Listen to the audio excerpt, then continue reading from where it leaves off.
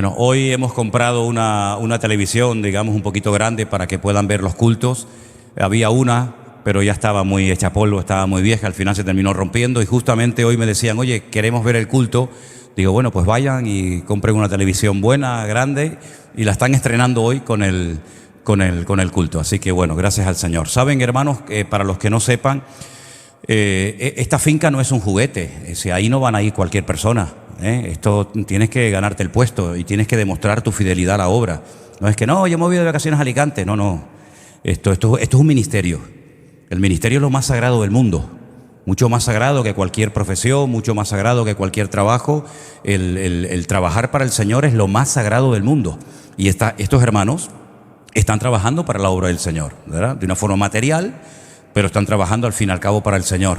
Y hoy presten atención al mensaje porque una de las cosas que yo tengo siempre en mi corazón es que terminemos acostumbrándonos a las bendiciones y como que no valoramos el trabajo de otras personas. Por ejemplo, en esta congregación muchos de ustedes cuando vinieron ya estaba abierta, ya estaba funcionando, con sus pros, con sus contras, pero todo estaba hecho.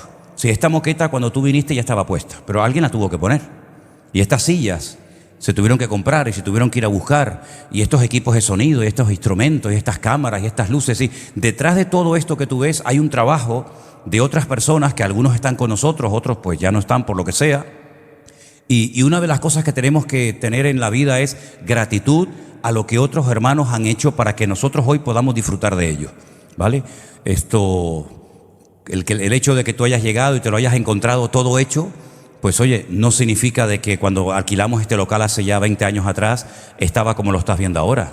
Sí, esto era un desastre, aquí no había absolutamente nada, pero nada de lo que ves, al contrario, todo estaba roto, estaba viejo, estaba abandonado. Esto era un almacén de maquinaria de obras, y aquí se ha trabajado mucho, como se está trabajando mucho en nuestra finca de Alicante, para que cuando se hagan los campamentos, los retiros, las preparaciones para preparar obreros, reuniones para matrimonios, esté todo bonito, esté todo bien acondicionado. Y quiero darles como testimonio que hay para mí dos cosas que son fundamentales en la obra. Yo por lo menos como pastor las valoro muchísimo. Una es la disposición de la gente. Tú puedes tener muchas ideas, puedes tener muchos recursos, puedes tener muchos proyectos, pero si no hay mano de obra, ¿vale? Si no hay obreros, poca cosa se puede hacer. Pero también hace falta recursos. Podemos tener mucha gente dispuesta, podemos tener muchos corazones dispuestos a ir allí, aquí o donde sea, pero ¿y si no hay recursos? ¿Sabe la cantidad de dinero que cuesta todo, hermano? Y gracias a Dios que no estamos pagando mano de obra, pero todo, el cemento, la arena, los bloques, las ventanas, las puertas, los colchones, las almohadas, todo cuesta dinero. Y quiero decir para la gloria del Señor que hasta este momento, desde el día que firmamos y ya está todo, digamos, escriturado de la finca, pues no ha faltado ni una cosa ni otra. Quiero contarles como testimonio de que yo estaba este verano allí en una parte de la finca, cortando una serie de árboles y trabajando allí, aportando lo que uno pueda. Y en medio del trabajo, recibo una llamada precisamente de Jeremías, de nuestro hermano Jeremías de San Francisco, que habían sentido en su corazón mandarnos una ofrenda de $2,000. Y estábamos allí trabajando, ¿verdad? Hoy me levanté a la mañana y me dice, mira, hay una hermana de Estados Unidos, que no sé quién es, que Dios la bendiga, y ha sentido en su corazón mandar para la finca de Alicante $750. Hace unos días un hermano de Guatemala sintió en su corazón también mandar una ofrenda de $3,000 para la finca. Hoy precisamente nos hemos gastado 3.800 euros en materiales, en un montón de cosas que tenemos que comprar para acondicionar aquello. Quiero recordarles que cuando compramos la finca se llevaron todo. No se llevaron el piso porque no pudieron. Pero no había ni termos, ni cocinas, ni lavadoras, ni aires acondicionados. No había absolutamente nada, ni tenedores, ni colchones, ni almohadas, ni sábanas. No había absolutamente nada. Y todo se ha ido comprando. Y me venía a la mente ese versículo de la Biblia que dice que a David, cuando ya lo nombran rey de Israel, dice la Biblia que todos los días el Señor le hacía llegar la ayuda que él necesitaba. Y lo estamos viendo cómo no ha faltado ni un día gente que vaya allí a trabajar. A veces hay más, a veces hay menos. Ahora, por ejemplo, antes del culto un hermano se me acercó y me dijo que para octubre se puede también ir para allá unos días. Nos llamaban un grupito de hermanos de Madrid. ¿Cuántos eran, Elena? Unos 10 o 12 hermanos de Madrid.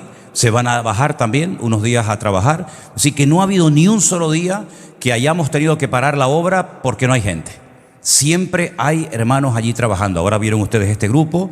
Pero no son solamente ellos, ha habido hermanos que van, que vienen, unos están una semana, un par de días, lo que sea, y recursos exactamente igual. Entonces esto es un motivo para estar constantemente agradecido al Señor, porque todo esto es un milagro del Señor. No es por nuestros méritos, no es porque seamos mejores que nadie, ni muchísimo menos, sino es porque Dios conoce nuestros corazones. Y sabe que lo que queremos es que la obra crezca, que el reino de Dios se extienda. ¿Qué hace falta? Gente. Yo te voy a mandar gente, no te preocupes. Mira, ahora viene una pareja de China. ¿Quién me iba a mí a decir que iba a venir un matrimonio de China? Viene un hermano de China dejando a su mujer en China para ir a la finca a trabajar. De China. Aquí los chinos que conocemos son los de las tiendas. Pero mira, bueno, él no es chino, no quiero decir que no es chino, pero vamos, habla perfectamente chino y todo lo demás. A mí me da igual, como si habla arameo. Si vienes a trabajar, no te voy a preguntar qué idioma habla, como si eres mudo. Para coger un pico y una pala no hace falta hablar ningún idioma, ¿vale?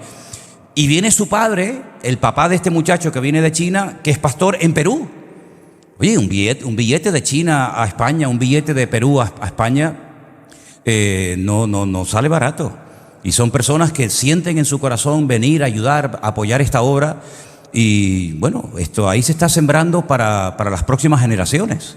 Ahí se está sembrando para que los jóvenes, los niños, los adolescentes, el día de mañana tengan un lugar que es de la obra del Señor. A veces tenemos que darle dinero a los inconversos, tenemos que hacer un congreso, tenemos que alquilar lugares por aquí, lugares por allá. Yo creo que tenemos que orar para que el Señor nos dé nuestros propios lugares y que todo quede en casa, ¿verdad? El otro día, el domingo precisamente, había un matrimonio de Fuerteventura que nos estaban visitando y me decía, mira hermano, yo muchas cosas no sé hacer, pero yo con mi marido podemos trabajar en la cocina. Digo, bendita tú entre todas las mujeres. Porque si algo hace falta en la casa es alguien que esté preparando la comida mientras los hombres están trabajando, ¿verdad? Entonces, que una hermana es cocinera o cocinero y vas para allá a ayudar, los hermanos te lo van a agradecer muchísimo. Porque si no hay que parar, preparar la comida, volver otra vez a trabajar, y damos gracias al Señor por las hermanas que han ido, que han estado en la cocina haciendo la comida, y ha sido una bendición tremenda. Así que quiero decir, para la gloria del Señor, que ni un solo día, desde hace 4 meses me parece que estamos ya allí, no han faltado ni los recursos ni los obreros. Yo sigo diciendo lo de siempre. Ustedes dirán, bueno, es que este hombre se repite mucho. Bueno, diga lo que quiera. El que se aburre, el que se deprime en la obra del Señor es porque quiere. En mi época no había nada. En mi época, cuando yo empecé, no había iglesia, no había nada. No había nada. Todo lo tuvimos que empezar de cero. No había congregaciones por aquí, no había congregaciones por allá. Hoy en día, el que se aburre siendo cristiano, lo digo con todo mi respeto, si te sientes aludido, me alegro. Es porque quieres. Es que yo estoy aburrido, es que yo me deprimo. Claro, ¿cómo no te vas a deprimir si no haces nada todo el día? La gente que se vuelve loca son los que están todo el día mirándose el ombligo y pensando en ellos mismos. El día que te dejes de mirar tus problemas, tus necesidades, tus luchas, tus preocupaciones y comiences a involucrarte en las cosas del Señor, en atender a otros, ya vas a ver cómo no tienes tiempo para pecar. Porque para pecar hace falta tiempo. No vas a tener tiempo para desanimarte, porque para desanimarte tienes que tener tiempo libre. Pero si tú estás activo en las cosas del Señor, te aseguro, hombre, el cansancio viene, pero no pasa nada. Duermes por la noche. Yo siempre le digo al Señor que cada hora que duerma, que valga por 2. Yo siempre le digo eso al Señor y nunca me levanto cansado. De momento, no sé, mañana o dentro de unos años. Pero, queridos hermanos, aprovecha tu juventud en las cosas del Señor. Aprovecha tu tiempo libre. Que te has jubilado, gloria a Dios. Mira, ahora con el dinero del Estado puedes tener tiempo libre para servir al Señor. Ya que no lo hiciste en la juventud, bueno, lo puedes hacer en la vejez. Así que ore mucho por esta obra. Doy gracias al Señor por todos los hermanos que están allí trabajando. Y esto va a seguir adelante. Y recuerden que el día 18 de enero, Dios mediante, inauguramos la finca. Y el día 19, que estaremos allí en Alicante, vamos a celebrar el 2º aniversario ¿segundo o el primero? No me acuerdo muy bien. El primero, ¿no? el primero de la iglesia presencial en Alicante. La verdad es que no estoy muy seguro. Todos los que quieran ir, pues hay algunas plazas en la casa, lógicamente, pero una vez que se llenen, pues ya no pueden ir a la casa, sino tendrán que ir a otro lugar. 18 y 19 de enero. Reserva esa fecha. Y también se abrieron ya las becas, las becas no hay becas de momento. No hay becas, ¿no? Las plazas para el Congreso ¿dónde es?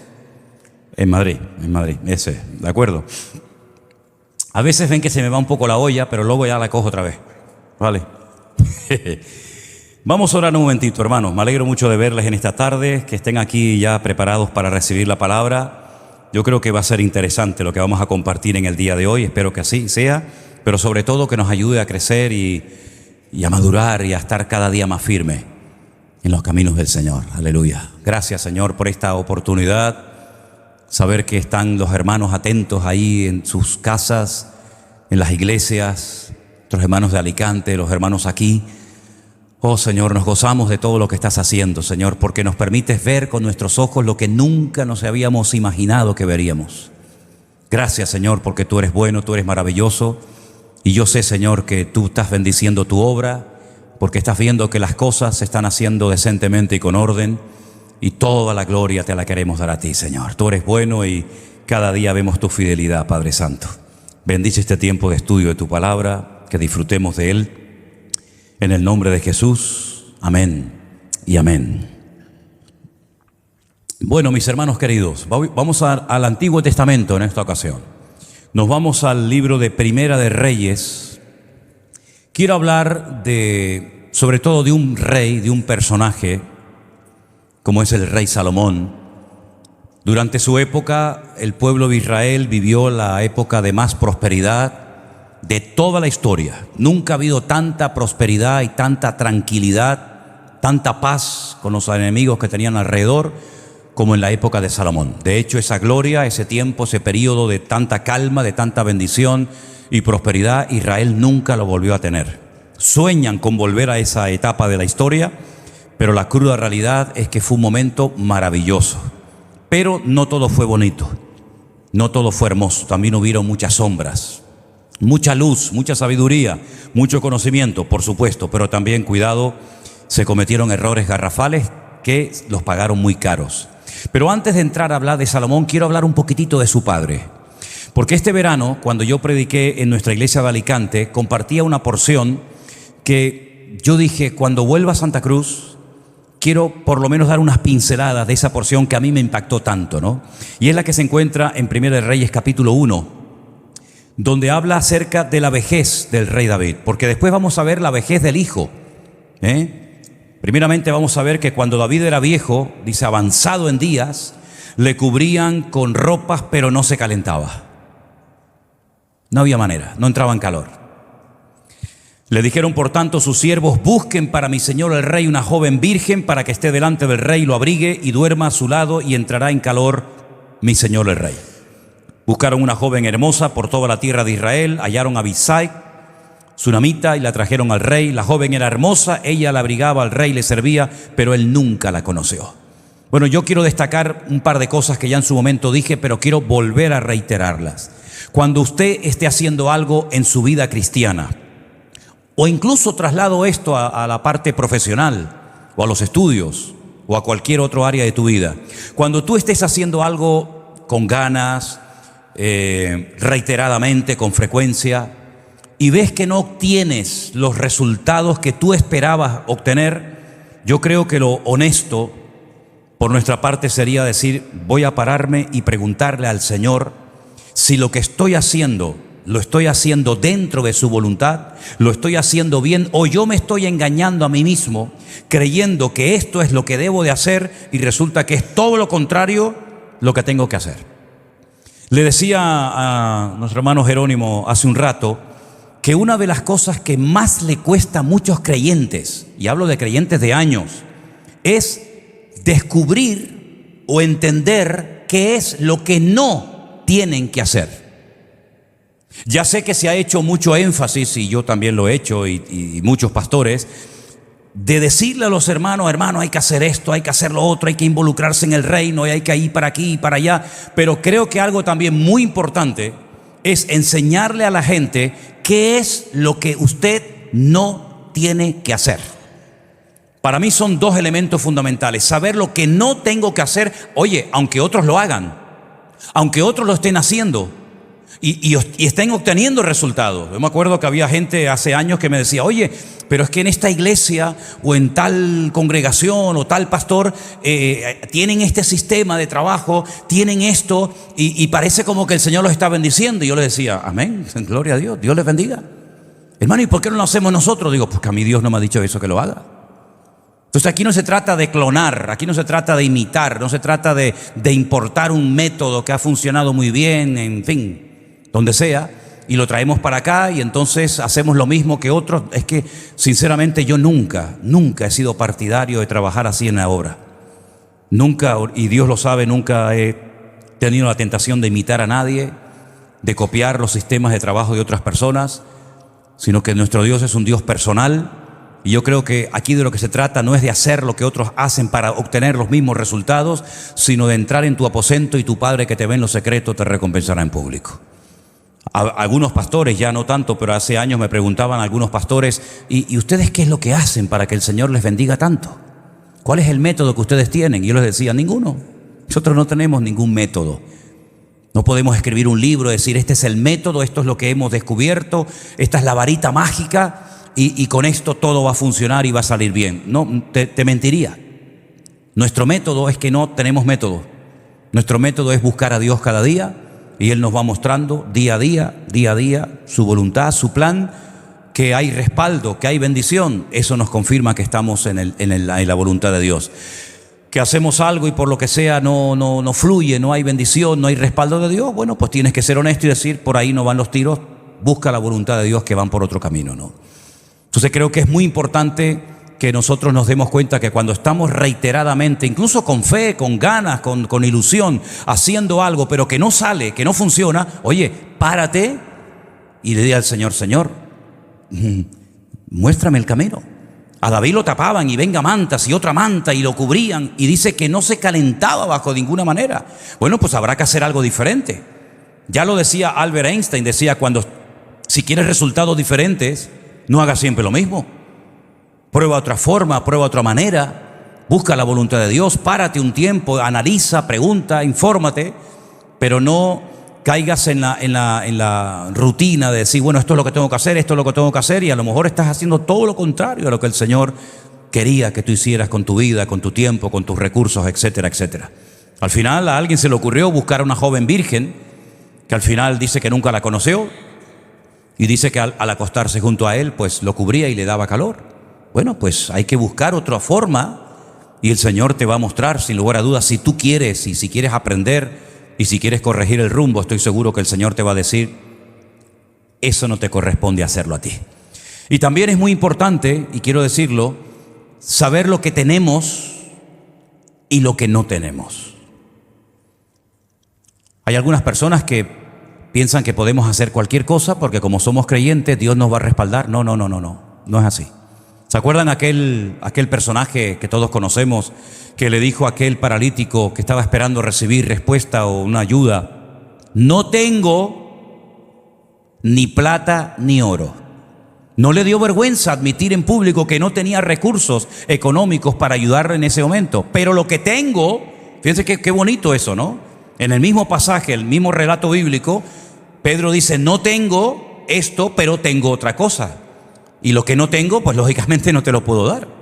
Pero lo que tengo, sí te lo puedo dar y compartir, y todos sabemos el resto de la historia, cómo el Señor se glorificó y en el nombre de Jesús se produjo un milagro más en las puertas del templo de Jerusalén, en la puerta de la Hermosa. Entonces también es muy importante, y más cuando vas ya avanzando en años, ¿verdad? Cuando uno es joven, pues parece que es un caballo desbocado, ¿no? Uno se lleva por impulsos, por emociones, ¿verdad? Por deseos personales, pero cuidado.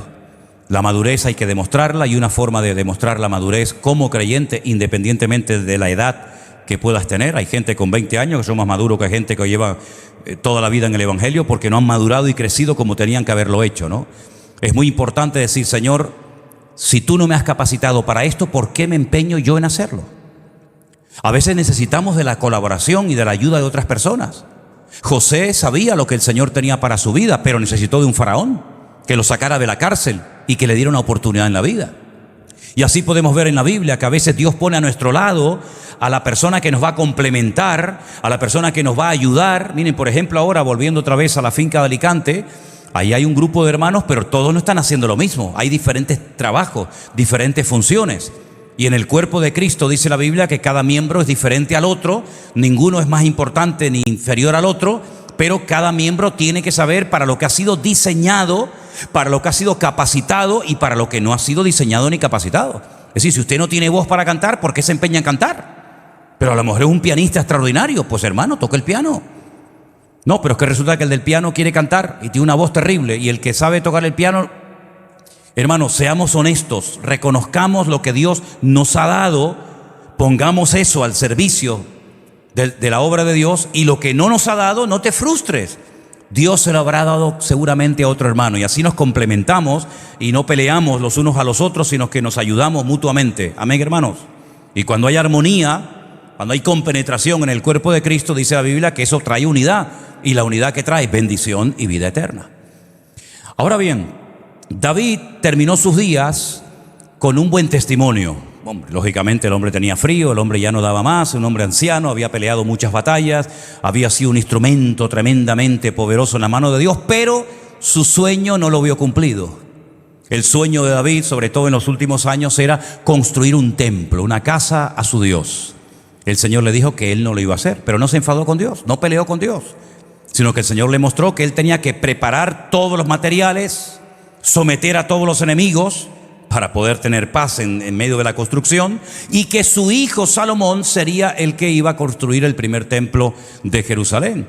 Por lo tanto, él entendió a lo que Dios lo había llamado y capacitado. David era un hombre de guerra, David no era un constructor, pero sin embargo Salomón nunca fue a la guerra. ¿A qué guerra fue Salomón? ¿Con quién peleó Salomón? Con nadie. Si todos los enemigos que rodeaban a Israel o eran tributarios, o estaban derrotados, o se habían rendido.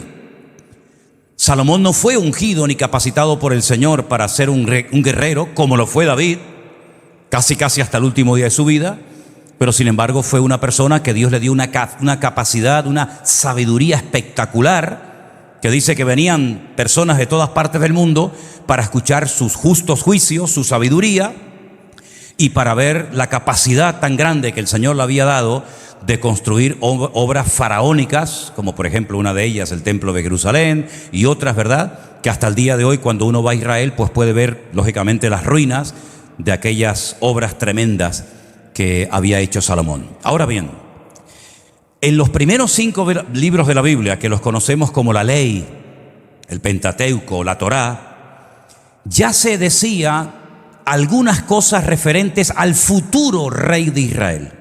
Es decir, llegaría el momento en el que en Israel habría una monarquía, habría un rey. El problema con Saúl fue que el pueblo se precipitó. El problema no fue que Israel no iba a tener nunca un rey, ese no era el problema. El problema es que se adelantaron en el tiempo.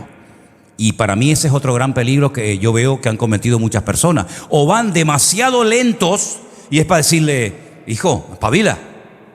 O van demasiado acelerados y hay que decirles, tranquilo, no corra que te la vas a pegar.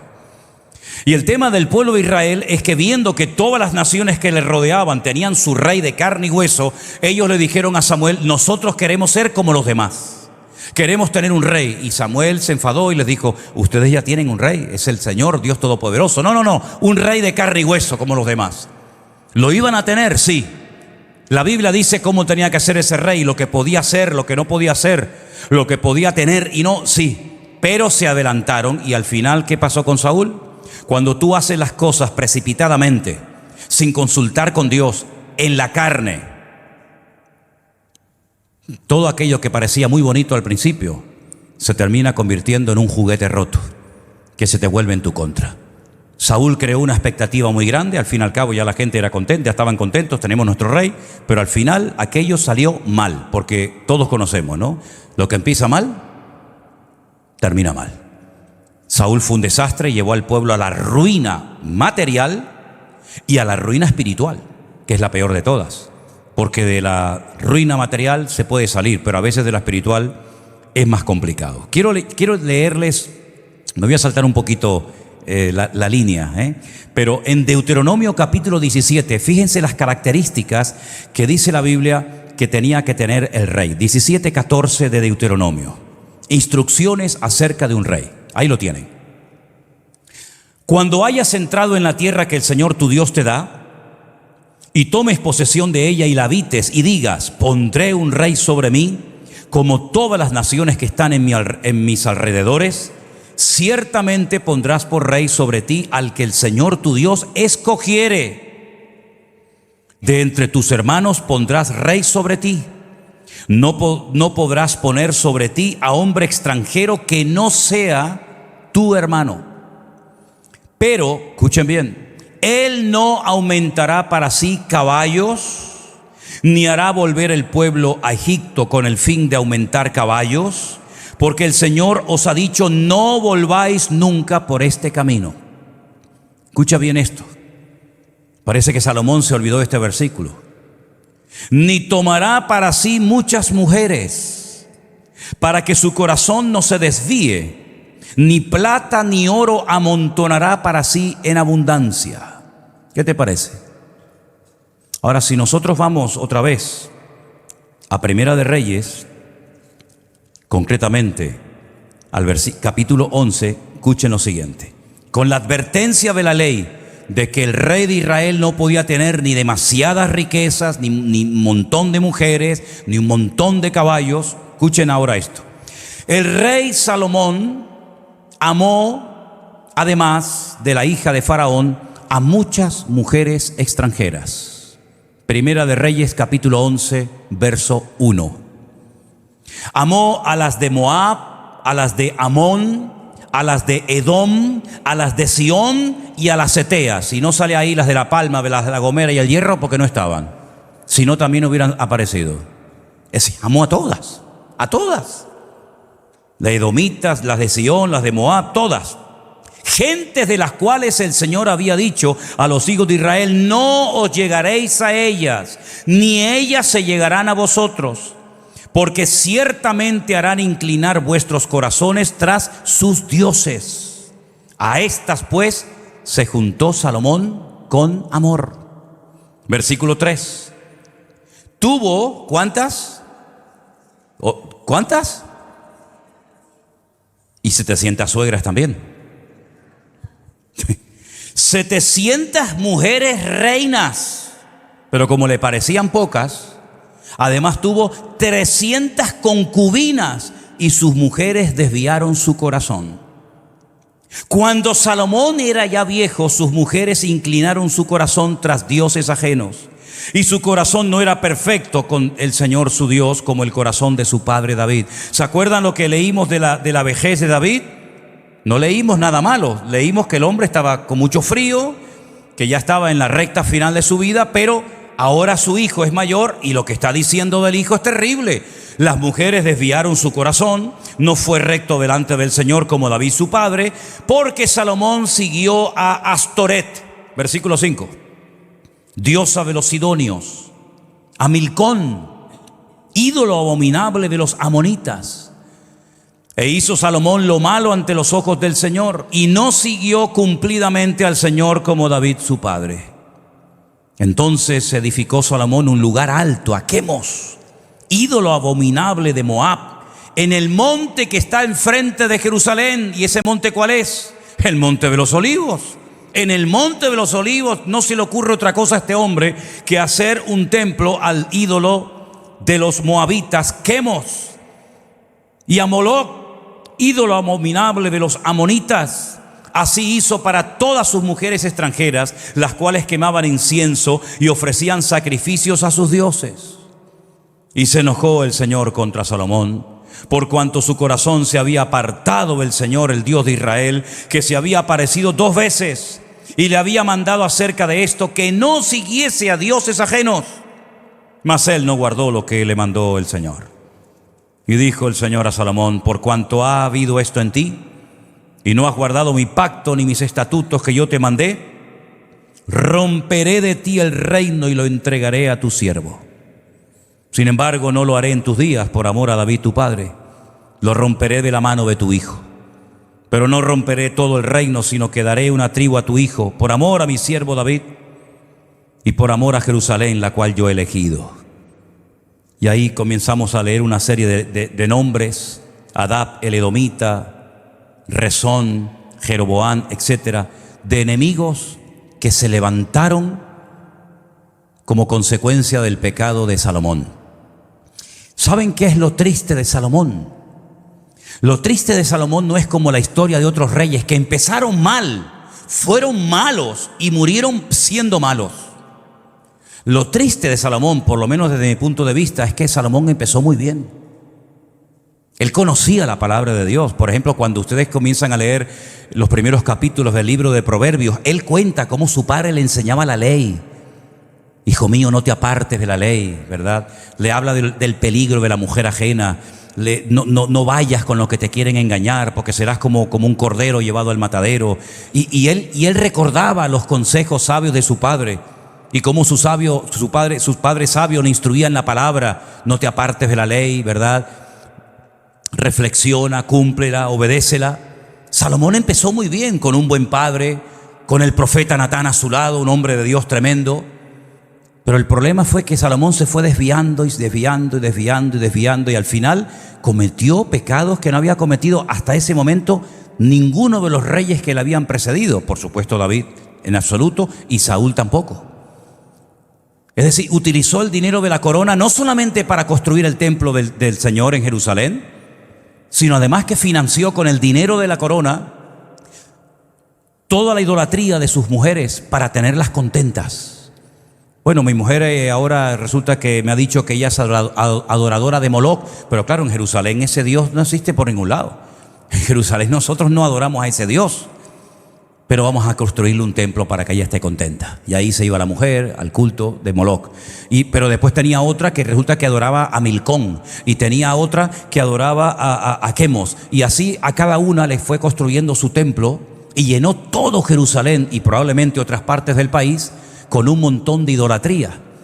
Y comenzaron a venir tragedias nacionales al país terribles.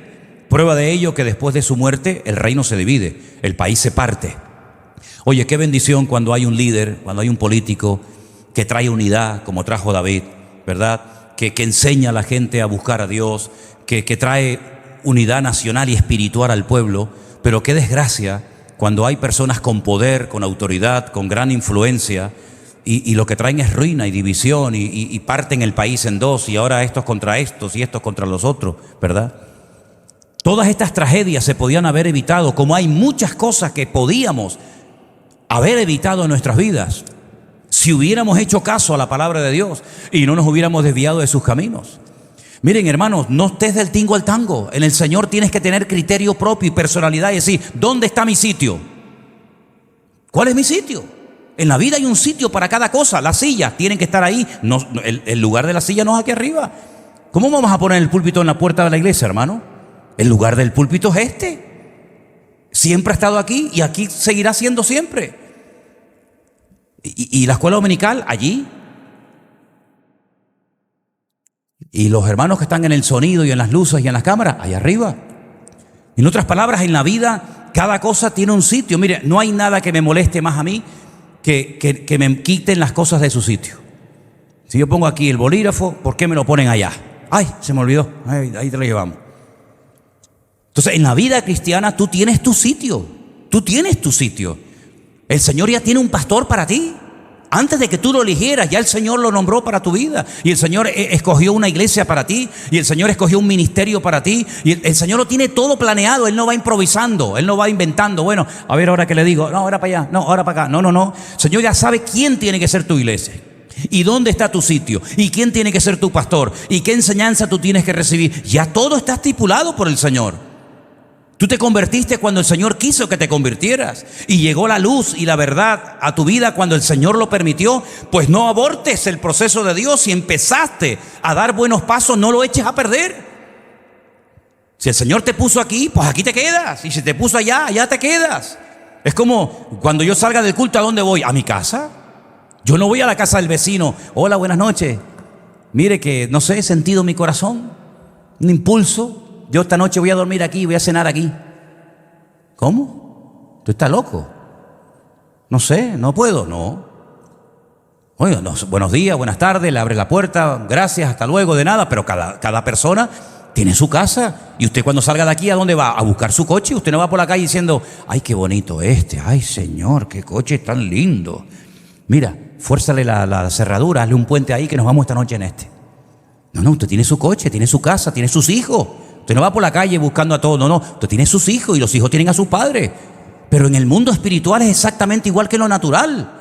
Así como tú sabes cuáles son tus pertenencias, que las puedes decir, no, eso es mío, no, eso no es mío. Y cuando le decíamos a los niños, oiga, deje eso ahí, no, usted no se puede llevar ese cochecito, ese juguete, porque no es suyo, déjelo ahí.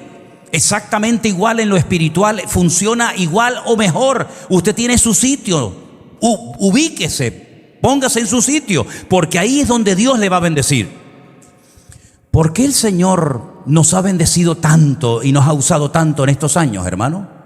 Porque yo he estado siempre donde tengo que estar. Yo no estoy ahora aquí, ahora estoy allá. No, ahora sí soy pastor, ahora no soy pastor. Ahora te quiero, ahora no te quiero. No, yo he estado siempre donde tengo que estar. Unos van, unos vienen, ahora entro, ahora salgo, ahora para aquí, ahora allá. Yo siempre he estado aquí desde hace más de 20 años, siempre he estado en mi sitio, en la obra del Señor. Ese es mi sitio y de ahí no me mueve nadie. Me acuerdo una vez que estábamos en Galicia en una boda y se me acercó un señor que era un líder del Partido Popular en Galicia y me dijo, así como te lo voy a decir, con el pico que tú tienes, nos harías una ayuda tremenda en la campaña. ¿Por qué no te involucras a nuestro equipo? Digo, ¿quién, yo? ¿Que me involucre en qué? No. El pico que usted dice que tengo, Dios me lo dio para predicar su palabra. No, es que te pagamos todo. A mí me da igual como si me quiere comprar una casa de oro. No me tientan tus ofertas, porque yo sé a lo que Dios me ha llamado, sé cuál es mi sitio y sé cuál no es mi sitio. ¿Te das cuenta? Entonces tú en el Señor te das cuenta de que David, ¿para qué fue levantado? Para derrotar a los enemigos y dejar todo preparado para que su hijo Salomón levantara el templo. ¿Y Salomón para qué lo levantó el Señor y lo capacitó? Para levantar el templo y para comportarse como Dios manda. ¿Qué pasó? Se comenzó a juntar con las personas equivocadas. Claro, yo me imagino, es una opinión personal, seguramente muchos me van a dar la razón. ¿Ustedes creen que las 700 mujeres y las 300 concubinas que tenía este caballero eran las más feas del mundo? Dirían, bueno, vamos a buscar las mujeres más feas del mundo y se las vamos a llevar al rey Salomón. Yo me imagino que usted entraba al harén de Salomón y uno decía, mi madre, ¿pero esto qué es? ¿No? ¿Sí o no? Bueno, yo sé que ustedes están en un nivel espiritual que estas cosas no les afectan. Pero bueno, tienen que ser unas mujeres hermosísimas, las mejores del mundo. Pero al final, él no ganó a una ni las llevó a ninguna a los pies del Señor, sino que ocurrió lo que el Señor dijo que le iba a ocurrir a todo hombre, fuera rey o profeta o lo que fuera, que se juntara con las personas equivocadas. Terminaron doblando su corazón y haciéndole pecar contra el Señor. Y por una parte invierto millones en la construcción del templo de la casa del Señor, pero al mismo tiempo estoy mandando a construir los templos para que mis esposas estén contentas. Pero ¿cómo puede ser que por un lado estés invirtiendo en el templo del Señor, que va a ser la casa de Dios, donde va a estar el arca de la alianza, donde va a estar la presencia del Señor, Salomón, y al mismo tiempo estés invirtiendo dinero en construir templos a dioses paganos? Pero Salomón, ¿pero esto qué es? Y la pena de Salomón, ya digo, es que empezó muy bien, pero terminó fatal.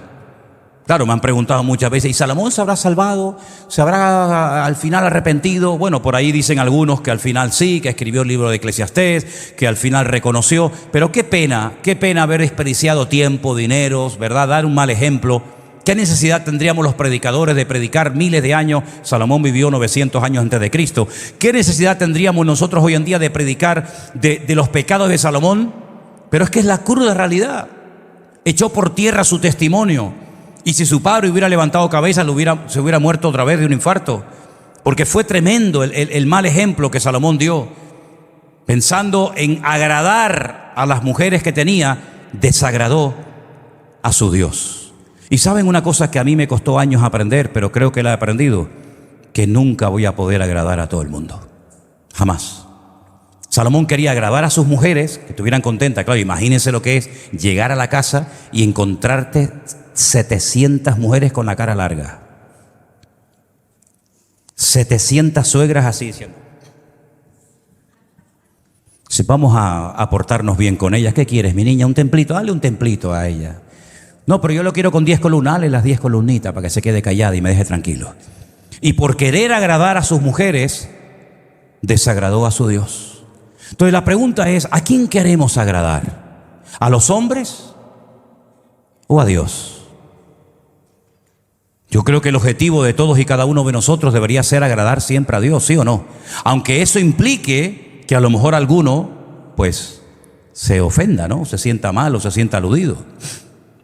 Y ese fue el gran error que cometió Salomón. Error que se podía haber evitado si Salomón se hubiera centrado en el Señor, se hubiera dedicado a lo que tenía que dedicarse y no haber perdido tiempo y dinero y años en construcciones inútiles. La Biblia dice que es hora, cuando hablamos de los rudimentos del mundo, ¿se acuerdan? En el libro de Hebreo dice, ya es hora, ¿verdad?, de dejar los rudimentos, es decir, el ABC, lo primario. Una de las cosas que se menciona ahí es el arrepentimiento de obras muertas. Piensa en cosas que tú has hecho, que hoy por hoy te arrepientes de haberlas hecho, que no sirvieron de nada. La lista es larga, ¿verdad? ¿Para qué hice yo aquello? ¿Y para qué me compré yo aquello? ¿Y para qué yo me enamoré de este? ¿Y para qué me enamoré yo de la otra? ¿Y para qué cambié de trabajo? ¿Y para qué fui para allá? Y ahora te das cuenta de que si hubieras aprendido a esperar en el Señor, como el mismo Salomón escribió, es que es curioso. Por un lado, una sabiduría espectacular y por otro lado, una ignorancia supina. Y gente me decía, pero ¿cómo es posible que Salomón, siendo el hombre más sabio de la tierra, hubiera cometido pecados tan graves? Es que una cosa es la sabiduría y el conocimiento y otra cosa es el amor a Dios. Cuando una persona ama al Señor y quiere honrarle y quiere hacer su voluntad, aunque no sea muy culto, aunque no sea muy inteligente o muy sabio, si ama a Dios, el amor te guardará del pecado. Pero si eres muy culto, muy sabio, muy entendido, pero no amas de verdad con toda tu alma, con todo tu corazón y con todas tus fuerzas al Señor, puede ser que cometas pecados que ni siquiera el peor de los inconversos ha cometido. Porque no estamos vacunados en contra de meter la pata. No estamos vacunados en contra de cometer errores, de tomar decisiones equivocadas en la carne, fuera de la voluntad de Dios, por muchos años que llevemos en el Evangelio. Es más, al enemigo le encantaría que te volvieras a equivocar. Al enemigo le encantaría hacerte tropezar otra vez y que te diga, otra vez te vencí. Así que, mis queridos hermanos, la historia de Salomón a mí me produce tristeza, porque las consecuencias que vinieron después de su reinado fueron terribles. Yo creo particularmente que todavía a estas alturas Israel no se ha recuperado de los pecados que cometió Salomón. Sinceramente te lo digo. El reino se dividió, 10 tribus por un lado, 2 tribus por otro lado. Se pelearon, se enfrentaron como una guerra nacional, norte contra sur, sur contra norte. Y lamentablemente fue un auténtico desastre, una tragedia nacional que se podía haber evitado. Hermanos queridos, que Dios nos dé la sabiduría, pero sobre todo el amor, porque yo creo que por mucha sabiduría, por mucho conocimiento que tengamos, si nos falta amor a Dios, podemos ser tan vulnerables o cometer igual de errores o de pecados que los que cometió Salomón. Yo creo que el antídoto perfecto para vivir una vida cristiana victoriosa, ¿sabes cuál es? Amar a Dios con toda tu alma, con todo tu corazón y con todas tus fuerzas. Puede ser un analfabeto, puede ser que nunca te aprendas un versículo de la Biblia de memoria, pero si amas a Dios, guardarás tu corazón. Si amas a Dios, no tentarás al Señor haciendo cosas indebidas o incorrectas. Si amas a Dios, te guardarás del mal, porque en lo más profundo de tu corazón lo que quieres es agradar al Señor. Salomón nunca fue a la guerra, también es algo muy importante, y algunos dirán, pero bueno, él no tenía que ir a la guerra, es verdad. Pero ¿sabes lo que pasa? A veces he escuchado a padres, sobre todo con los hijos o con los nietos que tienen hoy en día, decir, yo no quiero que mis hijos pasen por lo que yo pasé. Y se les da todo, creyendo que dándoles todo, se les hace un favor, y nos olvidamos de que a veces, por tenerlo todo, sin querer, estamos creando hijos o nietos débiles. Porque la fortaleza no viene cuando lo tenemos todo. La fortaleza en todas las áreas de la vida viene cuando tienes que luchar y trabajar desde cero para poder llegar a donde el Señor te ha dicho que llegues. Y cuando lo tenemos todo no valoramos nada. Es así la pura realidad. Cuando lo tienes todo no valoras nada. Mi padre me decía, cuando tengas que comprarte los zapatos y las camisas y los pantalones y tengas que pagar tú con el dinero de tu bolsillo las cosas, las vas a cuidar más de lo que las cuidas hoy en día. Pero si te damos todo, al final no se valora absolutamente nada. Y en el reino del Señor tenemos que estar en continua actitud de agradecimiento. La silla en la que estoy, alguien la compró. El micrófono que está utilizando el pastor ahora para predicar, alguien lo tuvo que comprar y costó dinero. Aquí nos lo regalaron gratis. Y este local en el que venimos toda la semana, ¿esto cuánto vale? ¿Quién lo está pagando todo esto? ¿Y quién paga la luz? ¿Y quién paga el agua? ¿Y quién paga los teléfonos? Es decir, hay un esfuerzo siempre de gente anónima, de gente que no vemos, pero que existen, que gracias al esfuerzo que hicieron o que continúan haciendo, tú y yo podemos seguir disfrutando de las cosas del Señor. Salomón se lo encontró todo hecho, todo se lo encontró hecho. Y al final Salomón tiró todo por la borda, porque creía que el vacío de su corazón lo iban a llenar esas cientos de mujeres que tenía, y fue al revés. Le vaciaron el corazón más que nunca, porque el único que puede calentar nuestra vida, el único que puede llenar el vacío profundo de nuestros corazones es nuestro Señor Jesucristo. ¿Cuántos dicen amén? Y tú puedes tener muchas cosas, pero si no lo tienes a Él, tú no tienes nada. Hoy me llamaba mi hermana de Las Palmas y me daba una noticia. Tengo un tío en Las Palmas que tiene ya 94 años y ya el hombre, pues, en fin, ya está en la recta final de sus días, ¿no? Un hombre que cuando vivíamos en Venezuela vivía a un nivel tremendo. Él se dedicó mucho en el hipódromo de La Rinconada en Venezuela a tener caballos. Ellos eran los que tenían todas las cuadras de caballos y hacían carreras de coches, y yo me acuerdo de pequeñito que me llevaba a esos rallying que hacían por allí, por Venezuela, con aquellos coches de carrera de aquella época, y pensar que ese hombre que fue todo un hombre muy elegante y muy atractivo y todo eso, que ya está en la recta final, a uno lo hace pensar, ¿no? Hoy puse la radio cuando iba en el coche y oí que la mujer más vieja de España murió ayer, una señora de Cáceres con 114 años. Pero la semana pasada murió otra con 116. Tremendo, ¿no? Pero por mucho que vivamos, lo que está bien claro es que se vive más tiempo como viejo que como joven. Y la Biblia habla de las características de los jóvenes, léelas, están ahí en Primera de Juan, y de las características de la gente anciana. Ambos se complementan, evidentemente. Pero lo que está bien claro, como decía Salomón en la carta o en el libro de Eclesiastés, acuérdate de tu Creador en los días de tu juventud, antes de que te vengan los días malos. Y él comienza a describir el deterioro del cuerpo humano. Él habla de una forma metafórica de las ventanas, de la cuenca de oro, etcétera, etcétera. Pero él va hablando de cómo se va perdiendo la vista, la fortaleza, la visión, cómo los huesos se debilitan. Y dice, lo que hay que hacer antes de llegar a ese punto de la vida en el que la vida se va, digamos, como apagando, como una vela, lo que hay que hacer es poner al Señor en primer lugar. Dice, porque el fin de todo discurso, el fin de leer y leer y leer y aprender y acumular libros es teme al Señor y guarda sus mandamientos. Y él llegó a una situación en su vida en el que se dio cuenta de que perdió mucho tiempo. Y el tiempo es el don más hermoso que tenemos los seres humanos, pero no se puede recuperar el que perdemos. Tiene esa característica. El tiempo es algo maravilloso. Cuando te levantas por la mañana, todos tenemos las 24 horas, los mismos minutos, los mismos segundos. El sol sale para todos, se oculta para todos. Pero el tiempo que pierdes ya no lo puedes recuperar. Se pierde, ya no vuelve nunca más. El pasado ya forma parte del pasado y ya no puedes volver a él. No hay forma, pero sí puedes corregir tu presente. Sí puedes corregir tu presente para no cometer errores en el futuro. Y sí puedes poner hoy una buena base en tu vida, un fundamento, para que tu vida sea una vida eficaz en el reino. Y cuando termines la carrera, que la vamos a terminar todos, todos vamos allí. Cuando terminemos la carrera, para mí las palabras más hermosas que el Señor podría decirnos es: buen siervo fiel, sobre poco has sido fiel, sobre mucho te pondré. Entra en el gozo de tu Señor.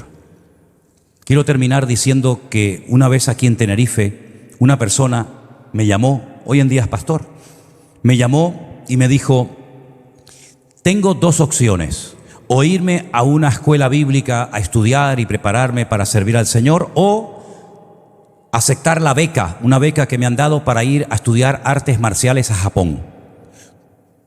¿Qué consejo me das? Y le dije: bueno, mira, si aceptas la beca para ir a Japón y hacerte un maestro en artes marciales, cuando te presentes delante de Dios el día de mañana y Él te diga: ¿qué has hecho para mí?, le vas a decir: he roto 44 brazos, he partido 3 cabezas y he derrotado a un montón de gente. Ese es el currículum que tú le vas a presentar delante de Dios.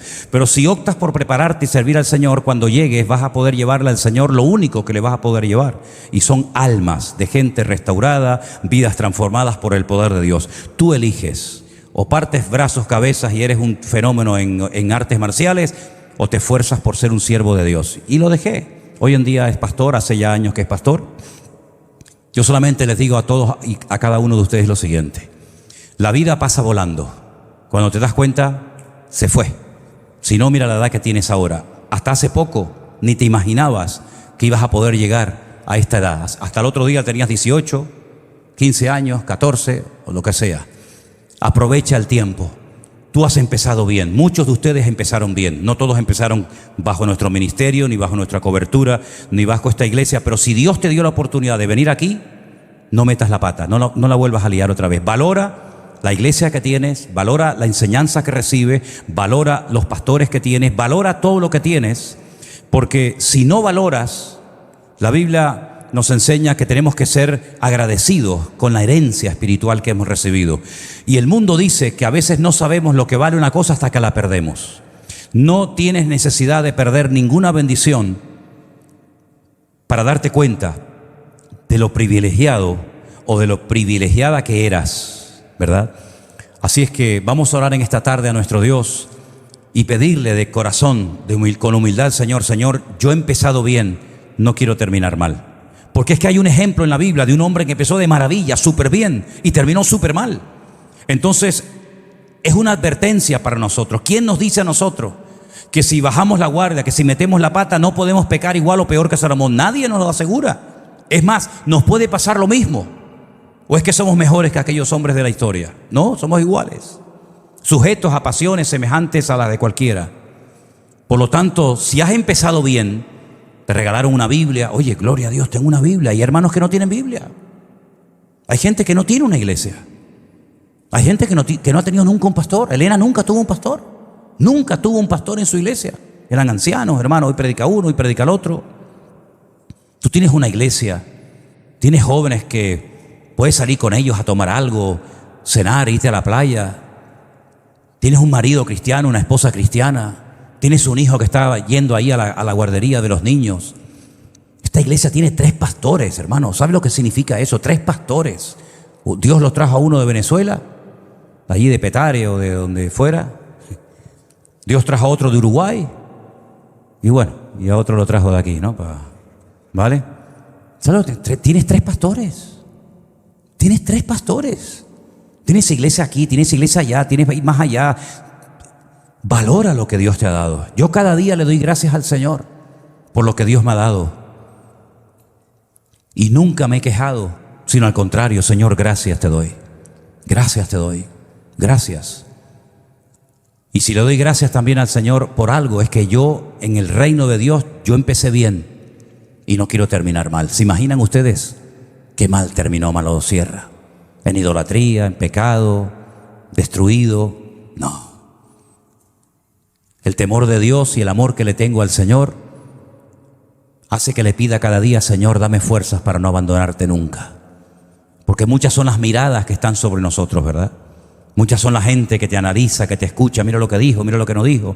Mira el anillo que trae, mira el coche que tiene, mira la guitarra, mira no sé qué. Yo sé que hay mucha gente que lo mira todo con lupa, ¿no? Pero que podamos terminar la carrera diciendo: este hombre fue fiel.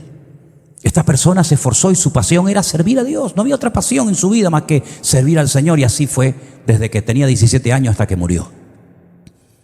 Que a todos y a cada uno de nosotros nos encuentre el Señor siempre activos en el reino. Yo siempre me he preguntado, Señor, cuando tú vengas, ¿qué estaré haciendo en ese momento? Y eso me da temor, ¿no? Que cuando el Señor venga no diga, ¿qué estabas haciendo, mi niño? ¿Qué estás haciendo ahí? ¿Qué estás mirando? ¿Qué estás mirando? Sino que el Señor diga, oye, lo encontré predicando en un púlpito, lo encontré sirviendo a una persona, lo encontré haciendo. Que el Señor te encuentre siempre activo en su reino, para que cuando Él venga no te tengas que avergonzar diciendo, perdóname, Señor. ¿Saben que en YouTube tenemos ya más de 4,000 sermones? ¿Saben lo que significa eso? 4,000 mensajes. Yo ya ni me acuerdo lo que prediqué hace 10, 15, 20, 30 años atrás. Pero mucha gente de vez en cuando me dice, oye, el día tal, el año tal, tú dijiste esto y esto. Y yo digo, qué responsabilidad, Dios mío. Aquello que dije hace años, ¿verdad? Hermanos queridos, valoremos lo que Dios nos ha dado para no perder nada, sino que cada vez el Señor nos dé más de su presencia. Amén. Cierra tus ojitos ahí donde estás. Cierra tus ojos y dile, Señor, gracias por mis hijos. Sí, gracias por mis hijos. Por el rebelde, por el desobediente, pero gracias por los 2, por los 3, por los 4. Gracias por mi casa, por la ropa que tengo, por el cochito que me has dado, o la moto, la bicicleta, o por las piernas que me has dado. Gracias por la Biblia que tengo, Señor, que puedo tener la palabra tuya en mi mano. Y la cuido, Señor, y la acaricio cada día diciendo, lámpara es a mis pies tu palabra y lumbrera mi camino. Aleluya. Gracias por este local, Señor, que lo hemos podido mantener tantos años abierto y nunca se ha cerrado, salvo en los días de la pandemia. Siempre, siempre la puerta ha estado abierta y siempre se ha predicado palabra de Dios desde este púlpito, Señor. Gracias, Señor, por los instrumentos que se pudieron comprar. Gracias por los jóvenes que pueden subir aquí a ayudarnos en alabanza. Gracias, Señor, porque hemos visto a hermanas que dieron a luz y ahora sus hijos corren y juguetean en la iglesia. Gracias, Señor. Gracias por la vida de Anderson y Vanessa, que vinieron de Venezuela y aquí comenzaron a crecer y a incorporarse en el reino y a predicar y se hicieron pastores. Y hoy pueden viajar y de un lugar a otro. Cosa impensable hace años atrás, ¿verdad? Gracias por la vida de Jerónimo y de Agus, que el Señor les va a bendecir con un nuevo hijo de aquí de Canarias. Gracias que has traído de lejanas tierras a esta gente, estos hermanos, esta pareja, para estar aquí sirviéndonos a nosotros, enseñándonos a nosotros. Para eso vinieron, no para hacer turismo, no para ganar dinero, no para montar negocios o empresas. Vinieron para servir a Dios y a nosotros. Gracias, Señor, por todos y cada uno de nosotros, Señor. Gracias, Padre, por los que están ahí arriba trabajando calladitos, que no se les ve nunca, pero que gracias a ellos miles, millones tal vez de personas pueden oír el Evangelio. Gracias, Señor, porque nos has dado el privilegio de tener 1 millón de seguidores en la página, en el canal de la iglesia. ¡Qué privilegio, Señor! ¡Qué privilegio, Señor, tan grande! De poder tener una iglesia en el Puerto de la Cruz, en Alicante, en Fuerteventura, en tantos lugares que tú has abierto obras, tú has levantado familias. Oh, Señor, gracias, Señor. ¿Cómo no vamos a estar agradecidos con tanta bendición? Señor, danos fuerzas, que no decaiga la fuerza, ni física ni espiritual, para que hasta el último momento de nuestra vida tú seas lo primero en mí, Señor. Como hemos cantado, Jesús es el centro de mi vida. Bueno, una cosa es cantarlo y otra cosa es vivirlo. Yo quiero que tú sigas siendo el centro de mi vida, el centro de mi familia. Ayúdame, Señor. Ayúdanos a todos a honrarte cada día más y más, Padre Santo. Aleluya. Qué tristeza nos da Salomón, Señor. Un hombre tan sabio, tan rico, tan poderoso, con un padre tan bueno, tan espiritual, que terminara construyendo imágenes paganas para tener contentas a sus esposas. Qué tristeza, Señor. Que no perdamos el tiempo, ni nuestros recursos, ni nuestro dinero, ni nuestra juventud construyendo cosas que no sirven para nada, Señor. Sino al contrario, danos sabiduría para edificar tu reino, Señor, para construir tu casa, Señor, y para invertir lo que tengo y lo que soy en el reino de Dios. Aleluya. Gracias, Padre Santo. Sigue bendiciendo nuestras vidas y usándonos poderosamente para tu reino y tu honra y gloria. En el nombre de Jesús. Amén. Amén, amén, amén. Nos ponemos de pie, mis queridos hermanos. Fuertes aplausos a nuestro Dios, hermanos. Somos libres en el nombre de Jesús. Como dice la carta de Pablo a los Gálatas, pero no uséis vuestra libertad para cometer pecados, sino para servir al Señor, que para eso es la libertad.